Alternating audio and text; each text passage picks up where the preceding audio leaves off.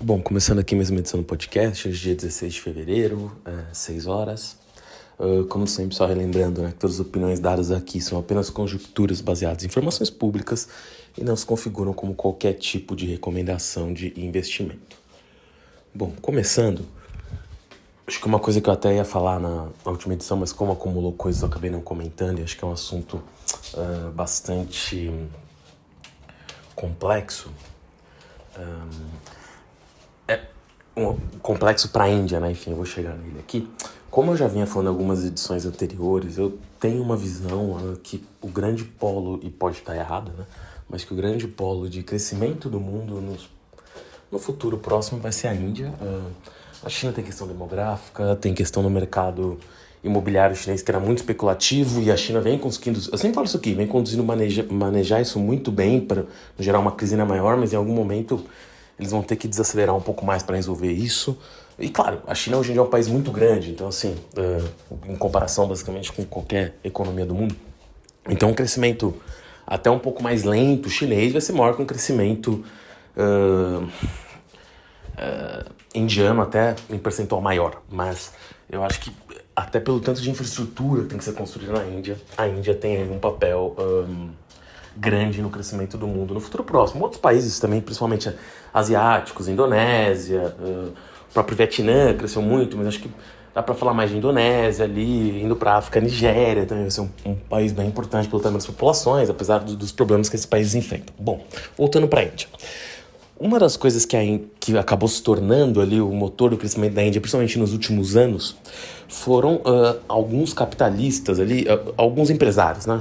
Capitalistas acabou ficando ruim. Alguns empresários que são muito poderosos no país, e aí alguns a gente ouviu falar, por exemplo, tem o dono da ArcelorMittal, né? Da família Mittal, no caso. Você tem o Adani, que na verdade é a figura que eu vou comentar mais profundamente hoje. Você tem o próprio grupo Tata.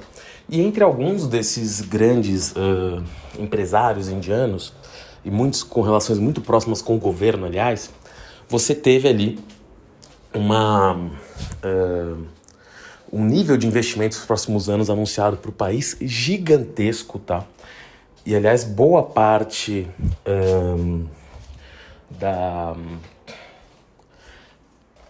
do investimento que vai ter na Índia nos próximos anos vinha dessas famílias. Inclusive, isso é crucial para a Índia poder fazer a infraestrutura que ela precisa para crescer o tanto que ela até estima que vai conseguir. Então, há poucas semanas atrás, o Hindenburg Capital é uma casa de research, digamos assim, uma casa de análise de ações, enfim, mas que o pessoal chama de short seller, né? Short seller, no caso, é alguém que aposta numa queda de uma ação. Ou seja, aqui no Brasil, talvez o caso mais emblemático disso, para quem não se lembra, foi o caso de IRB, que o IRB tinha ali até uma fraude mesmo, né?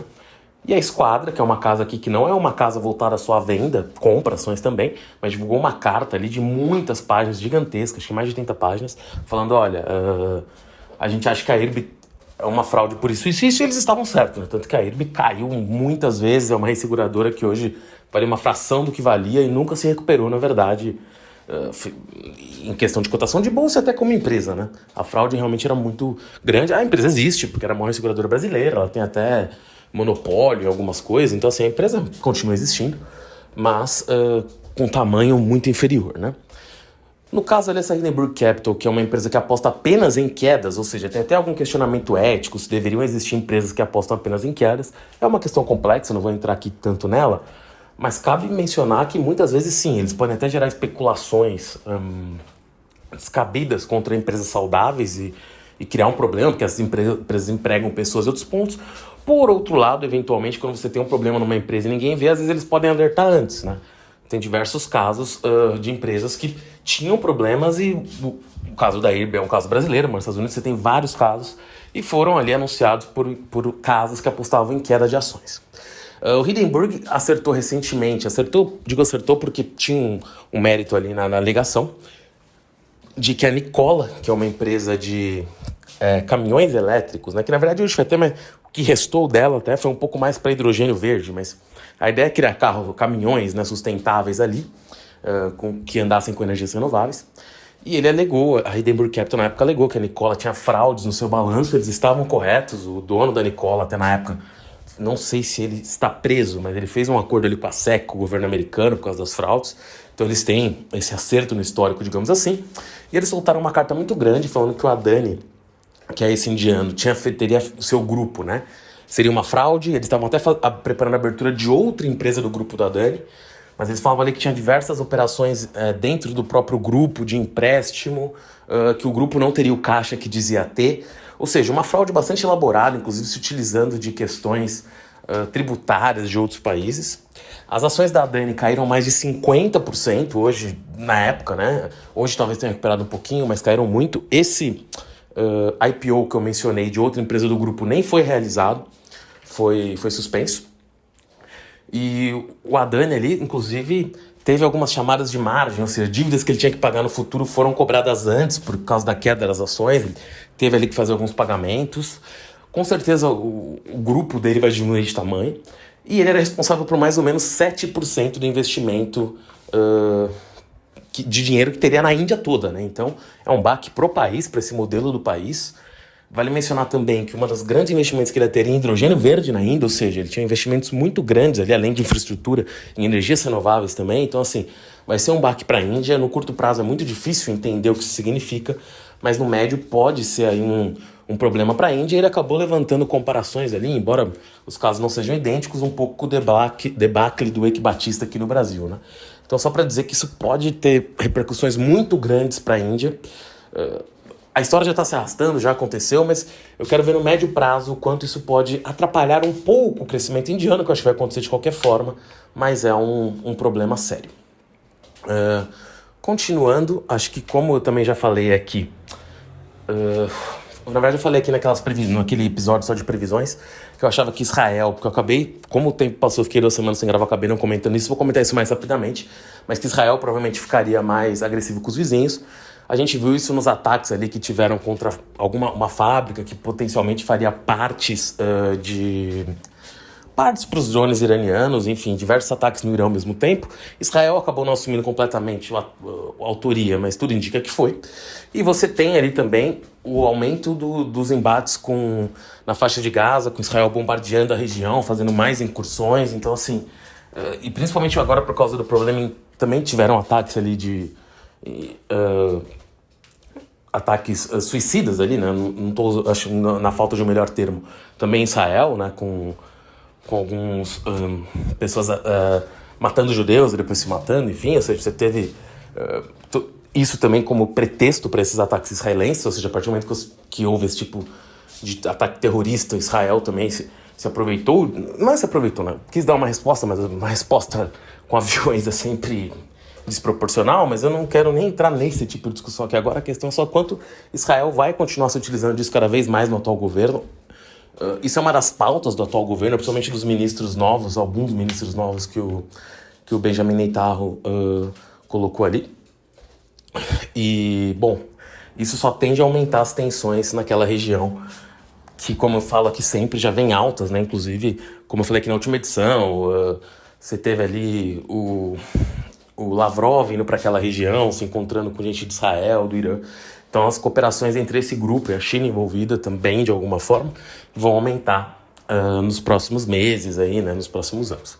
Bom, aqui agora eu vou falar de um tópico um pouquinho diferente, antes de ir para o Brasil, que é uma questão que para mim está parecendo cada vez mais clara e, na verdade, para quem acompanha aqui, eu falei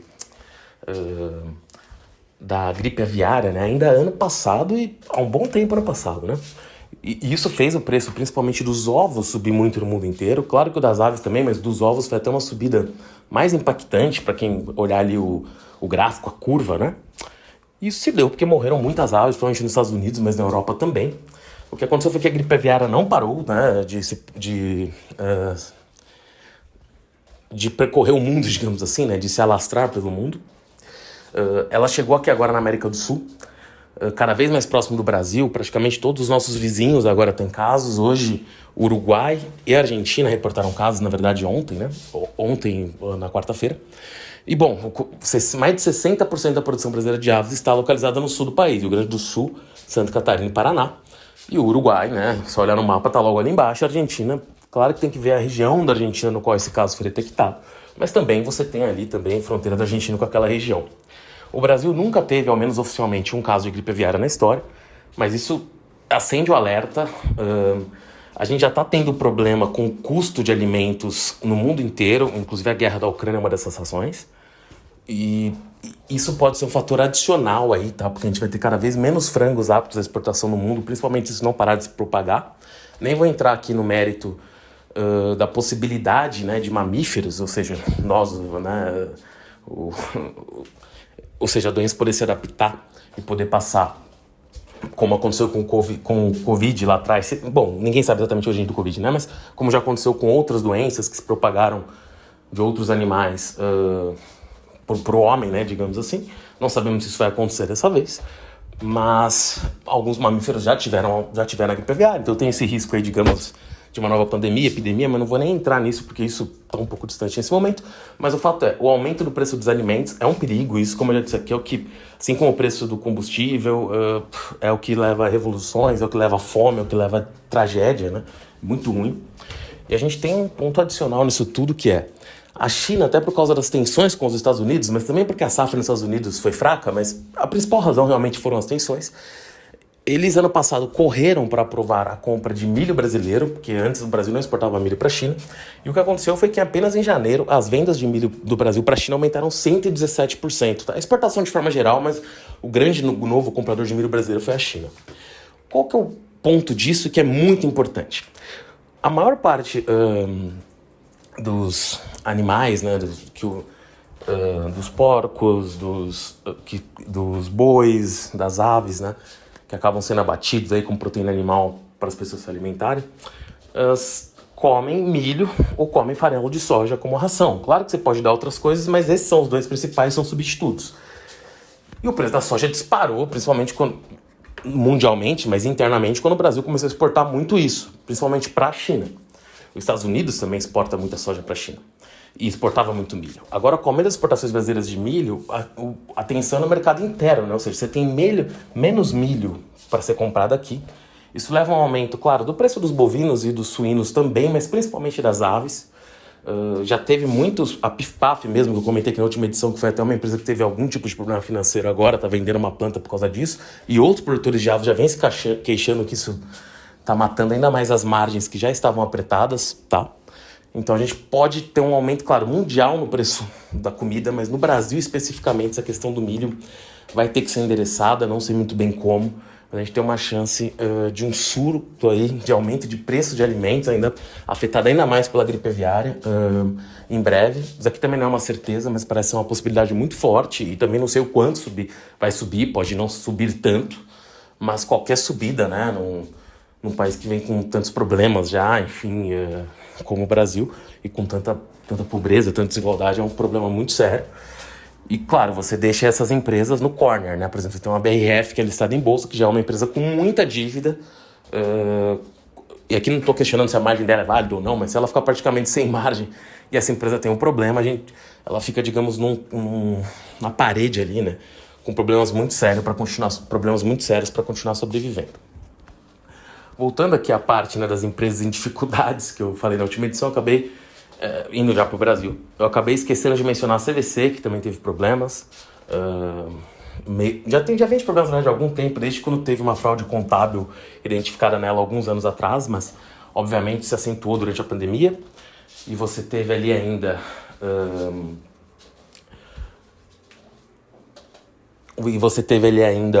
agora, né, o problema dos covenants financeiros. Então a empresa tá com problemas sérios aí, né? Claro, não tão sérios quanto outras, mas tá emparedada. Você tem a Azul e Gol, que eu já falei na última edição, ou seja, tudo ligado ao setor aéreo, ao setor de turismo, com bastante problemas.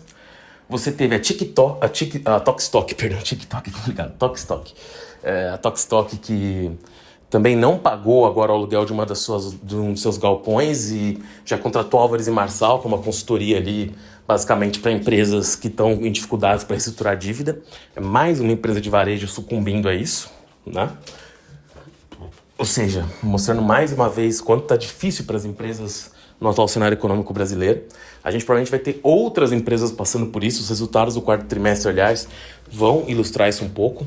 Então, assim, é um momento muito complexo. Eu acho que, como eu já disse, a gente está num cenário que os juros estão altos demais. Para mim isso está muito claro. Ao mesmo tempo também, a forma de se mudar isso vai chegando a um consenso, né? Que nem a gente teve um evento ontem, né? Que gosta tanto de falar do mercado. Não sei se o mercado é o Walter Mercado, se é o mercado da esquina, mas enfim. Mas você tem ali enfim, pessoas que negociam, enfim, esses gestores que na verdade mexem em bilhões, né? E você teve 3 gestores muito grandes falando ali na CEO Conference, na qual tava o Haddad, foi o Campos Neto um dia antes, tinha diversas figuras do governo lá. Outras figuras foram outros dias também. E ali se falou, todos eles concordaram com se mexer nas metas de inflação, tá? Foi uma coisa que até quando eu comecei a gravar saiu agora há pouco aqui a ata da reunião.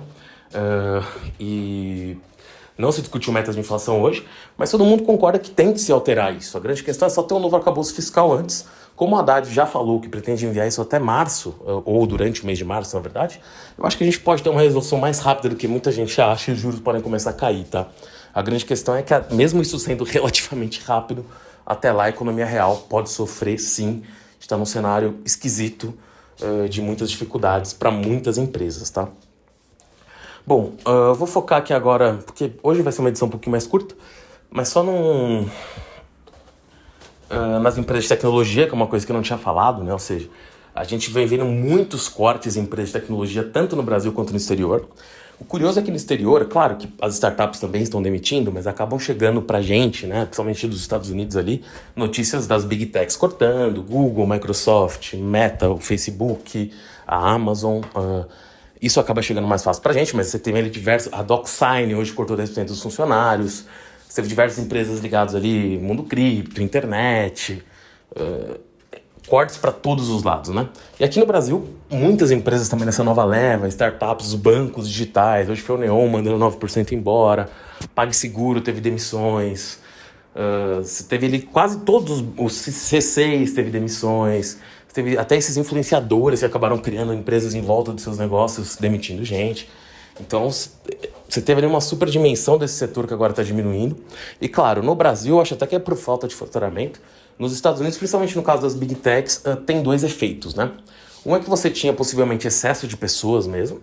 E eu não estou falando isso de forma positiva, mas eles viram que tinha mais gente do que precisava. E esse é um efeito, de alguma forma, um efeito Twitter. E aqui eu não estou falando que a gestão da Elon Musk no Twitter é boa.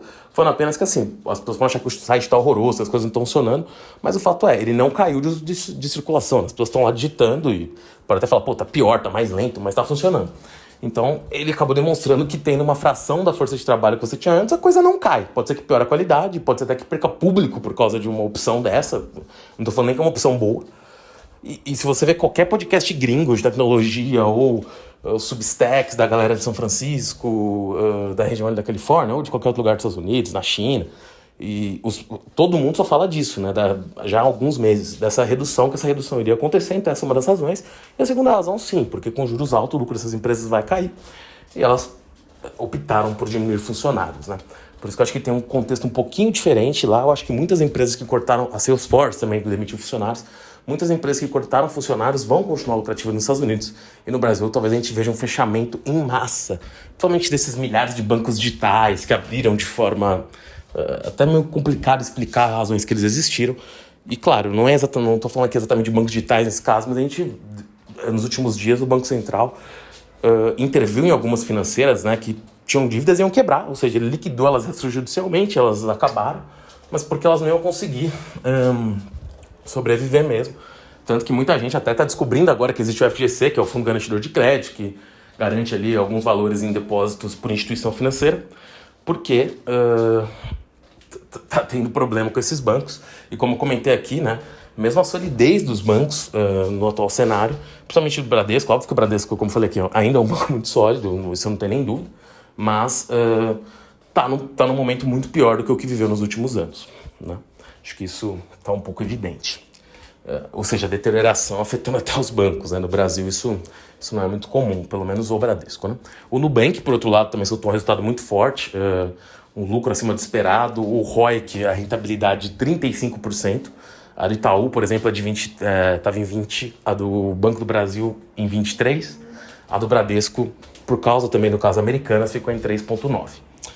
E só para terminar a parte de psicologia, então, só fazer um comentário aqui, que eu até ia relacionar isso com Americanas num vídeo, no YouTube acabei não fazendo, mas é curioso mencionar que pela primeira vez, né, o Uber deu um lucro um pouco maior, o Airbnb deu um lucro maior, então você vê pela primeira vez essas empresas que não têm ativos próprios e no fundo fazem um tipo até de intermediação, né, por causa de rede de escala e que tem muitos questionamentos por questão de como pagam impostos, relações trabalhistas, enfim, elas disruptam muita coisa.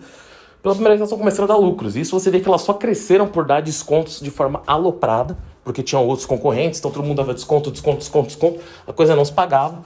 Com os juros altos, com a crise, com os problemas, muitos dos concorrentes deles começaram a falir e agora eles estão começando a ganhar esse dinheiro e podem sim se tornar, se é que já não são, né, mas ou solidificar essa questão de serem monopolistas. Então, eu acho que assim, essas empresas talvez até tenham 1, 2, 3 trimestres aí e caso continuem lucrativas, né, de lucros aí e tal, mas eu acho que os órgãos reguladores logo mais vão atrás delas e com razão para ver como se regular uma coisa dessas, né? Claro, esses debates já acontecem, mas eu acho que a forma que eles são conduzidos ainda, não é nem que é ruim, ela ainda é embrionária. Eu acho que isso vai amadurecer muito rápido a partir do momento que essa empresa começa a gerar dinheiro. E acho que espero que os resultados para a sociedade líquidos sejam bons, né? O resultado final disso. Bom, por hoje é só, gravei essa edição mais para recapitular algumas coisas que tinham ficado, fiz alguns comentários novos. Na terça tem uma nova edição, contemplando aí um pouco o que está acontecendo na próxima semana. Valeu, até a próxima.